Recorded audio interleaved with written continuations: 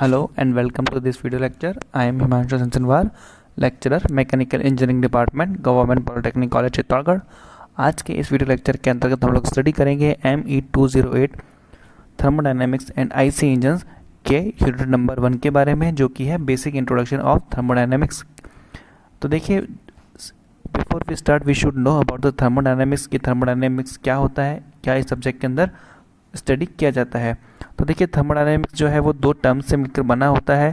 पहला है थर्मो, जो जिसका की मीनिंग होता है ऊष्मा, और दूसरा है डायनामिक्स, जिसका की मीनिंग होता है गति। तो थर्मोडायनेमिक्स जो है विज्ञान की वह शाखा है या फिर इंजीनियरिंग की वो ब्रांच है जिसके अंतर्गत की हम स्टडी करते हैं एनर्जी के इंटरेक्शंस का, यानी कि ऊर्जा के आदान प्रदान का। और इस ऊर्जा के आदान प्रदान से सिस्टम और सराउंडिंग पर क्या इफेक्ट होता है, इन्हीं सब चीज़ों का जो स्टडी होती है वो की जाती है थर्मोडायनेमिक्स के अंतर्गत।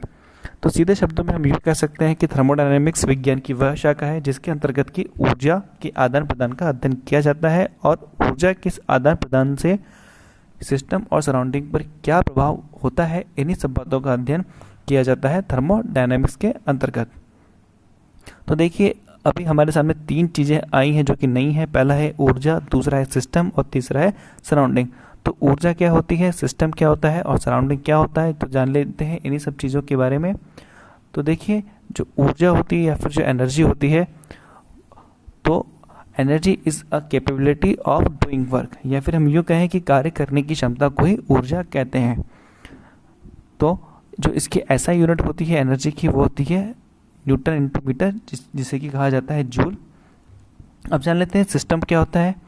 तो देखिए, system it is a fix mass और region in space on which our study is focused, यानी कि कोई भी वह द्रव्यमान या फिर वह स्थान जिस पर कि हमारी पूरी की पूरी स्टडी फोकस है, जिसके बारे में हम अध्ययन कर रहे हैं, वही हमारा सिस्टम कहलाएगा या फिर तंत्र कहलाएगा। देखिए, कोई भी निश्चित द्रव्यमान या स्थान जिसका कि अध्ययन किया जा रहा है, यानी कि जहाँ पर कि हमारी पूरी की पूरी स्टडी फोकस है, उसे ही तंत्र या फिर सिस्टम कहा जाएगा। तो सराउंडिंग किसे कहा जाएगा, तो तंत्र के अलावा या फिर सिस्टम के अलावा जो कुछ भी है वो कहा जाएगा सराउंडिंग। तो देखिए, सिस्टम एक्चुअली में वो द्रव्यमान है या फिर वो स्थान है जिसके बारे में हम स्टडी कर रहे हैं, यानी कि जो एनर्जी का इंटरेक्शन होगा, यानी ऊर्जा का आदान प्रदान होगा, तो उस द्रव्यमान या उस स्थान पर क्या फ़र्क होगा, क्या प्रभाव होगा, उस पर हमारी स्टडी फोकस है।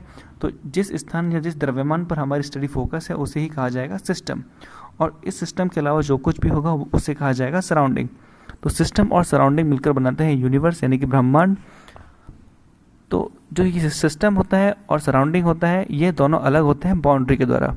तो देखिए, जो सिस्टम है जो कि शेडेड रीजन है, तो ये सिस्टम वो रीजन है या फिर वो मास है, ये वो द्रव्यमान या वो स्थान है जहाँ पर कि हमारी पूरी की पूरी स्टडी फोकस्ड है, यानी कि सिर्फ इसी के बारे में, इसी द्रव्यमान या इसी स्थान के बारे में हम अध्ययन करना चाह रहे हैं। जो हमारा इंटरेस्ट है वो इसी द्रव्यमान या फिर इसी स्थान पर केंद्रित है, यानी कि ऊर्जा के आदान प्रदान से क्या प्रभाव उत्पन्न होगा या फिर क्या इफेक्ट आएगा सिस्टम के अंदर, वही हम लोग स्टडी करना चाह रहे हैं। तो इसे ही कहा जाता है सिस्टम।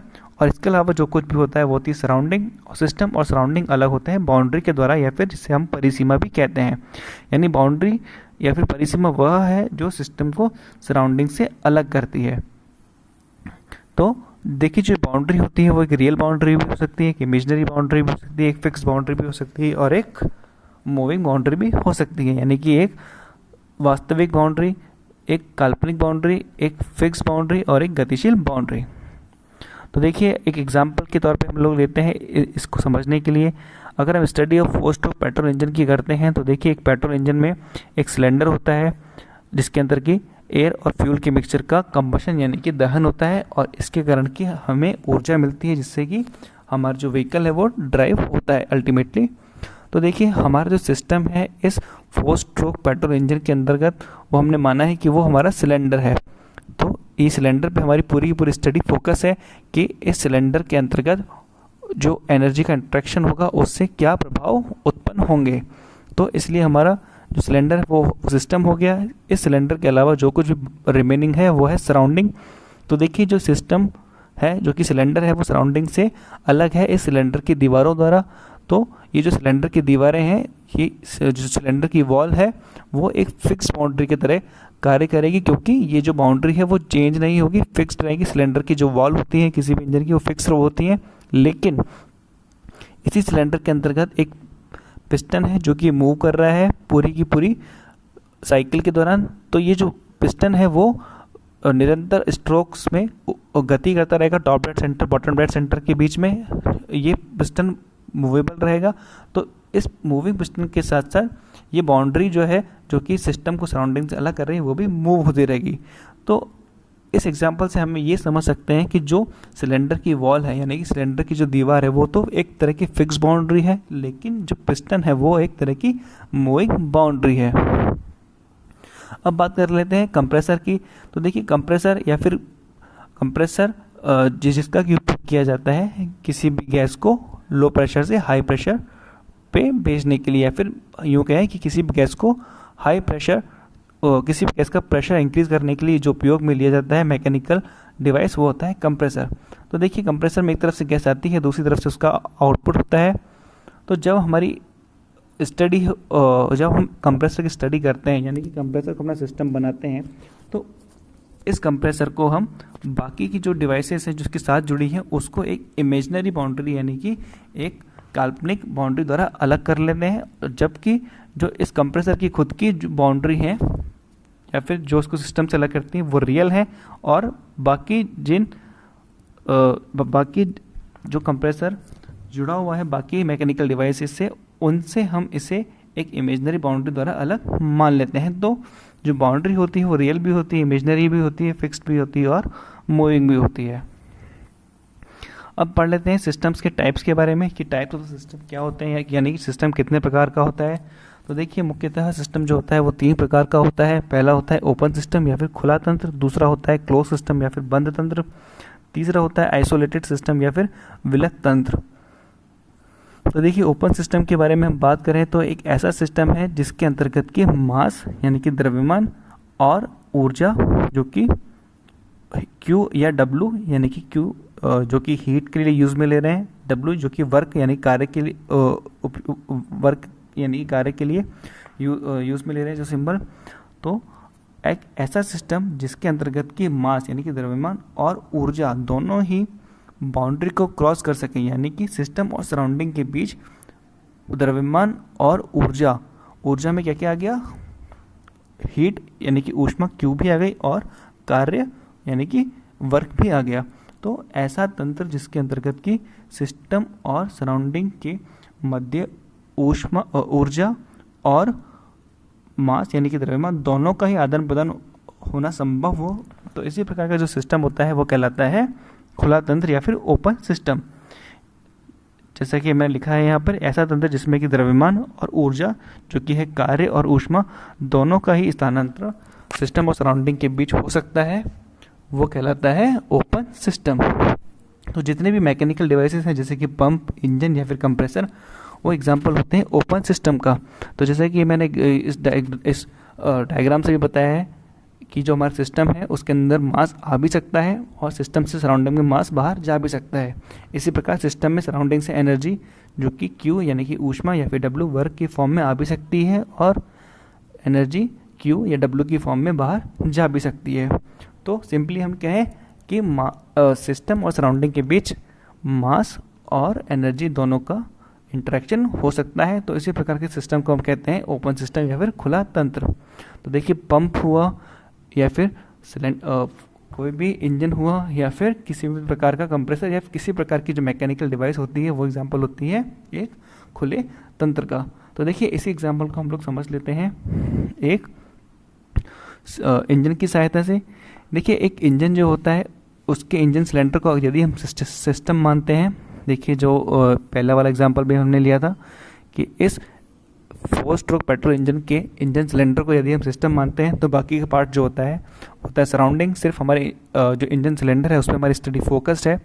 तो इस इंजन सिलेंडर के अंतर्गत कार्बोरेटर की सहायता से एयर और पेट्रोल का जो मिक्सचर होता है उसे भेजा जाएगा। तो देखिए क्योंकि कार्बोरेटर की सहायता से इंजन सिलेंडर के अंतर्गत एयर और फ्यूल का मिक्सचर भेजा जा रहा है, तो यानी कि एक सर्टेन मास, एक निश्चित द्रव्यमान ने बाउंड्री को क्रॉस किया है। ये निश्चित द्रव्यमान क्या है? ये एयर और फ्यूल का मिक्सचर है। तो इस तरह हम देख सकते हैं कि द्रव्यमान जो है वो सिस्टम और सराउंडिंग मतलब सिस्टम और सराउंडिंग की बाउंड्री को क्रॉस करता हुआ सराउंडिंग से सिस्टम में आ रहा है। और जब इस सिलेंडर के अंतर्गत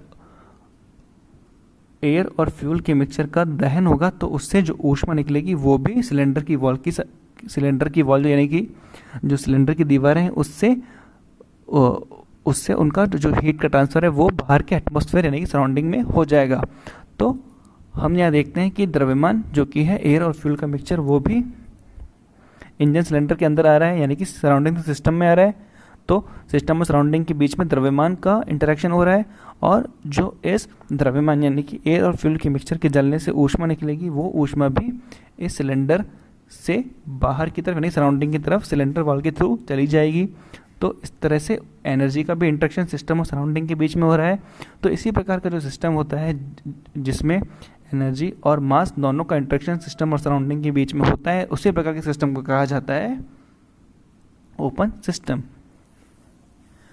तो अब बात कर लेते हैं क्लोज सिस्टम के बारे में। क्लोज सिस्टम या बंद तंत्र क्या होता है? तो इस प्रकार के सिस्टम में सिर्फ और सिर्फ एनर्जी जो कि W या फिर हीट, W यानी कि वर्क या फिर Q यानी कि हीट की फॉर्म में होता है, वही बाउंड्री को क्रॉस कर सकता है। यानी कि सिस्टम और सराउंडिंग के बीच में सिर्फ और सिर्फ एनर्जी का ही इंटरेक्शन होता है जो कि या तो वर्क के फॉर्म में होगा या फिर हीट के फॉर्म में होगा। किसी भी प्रकार के मास का जो इंटरेक्शन नहीं, द्रव्यमान का इंटरेक्शन सिस्टम और सराउंडिंग के बीच में नहीं होता है। तो इस प्रकार के सिस्टम को कहा जाता है क्लोज सिस्टम। तो अगर बात करें एग्जाम्पल कि क्लोज सिस्टम का एग्जाम्पल क्या हो सकता है, तो देखिए जो बल्ब होता है कमरे में, इलेक्ट्रिक बल्ब, वो एक क्लोज सिस्टम का एग्जाम्पल है। क्योंकि जो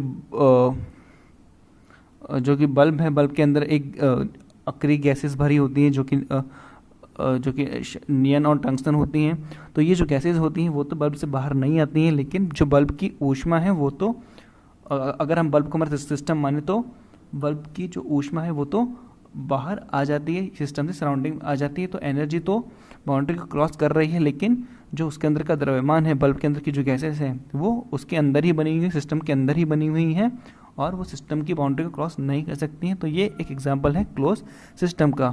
इसी प्रकार एक तरह से हम जो चाय रखी हुई है किसी भी कप में, तो देखिए चाय जो कप में रखी हुई है उससे हीट तो बाहर जा सकती है। यानी अगर हम सिस्टम माने चाय के कप को, तो उससे हीट तो बाहर जा सकती है जो कि एक एनर्जी का ही फॉर्म है। तो सिस्टम से सराउंडिंग में एनर्जी तो बाहर जा सकती है, लेकिन जो इसका मास है वो बाहर नहीं जा सकता है। तो ये भी एग्जांपल हो एक क्लोज सिस्टम का। अब बात करें आइसोलेटेड सिस्टम के बारे में, यानी कि विलक तंत्र के बारे में। तो ये इस प्रकार का तंत्र है जिसमें ना तो एनर्जी का और ना ही मास का इंटरेक्शन सिस्टम और सराउंडिंग के बीच में होता है। यानी कि सीधे शब्दों में ये कहें कि सिस्टम और सराउंडिंग में किसी प्रकार का ना तो ऊर्जा का स्थानांतरण होता है ना मास का स्थानांतरण होता है। तो इसी प्रकार के तंत्र को कहा जाता है आइसोलेटेड सिस्टम या फिर विलक तंत्र। यानी कि सीधे सीधा हम यूँ समझ सकते हैं कि सिस्टम और सराउंडिंग में किसी भी प्रकार का आदान प्रदान नहीं होता है। तो इसका एग्जाम्पल क्या हुआ? इसका एग्जाम्पल हुआ एक परफेक्टली आइसोलेटेड थर्मस, यानी कि एक ऐसा थर्मस जिसकी की वॉल्स ऐसी हैं कि वो परफेक्टली इंसुलेटेड है, परफेक्टली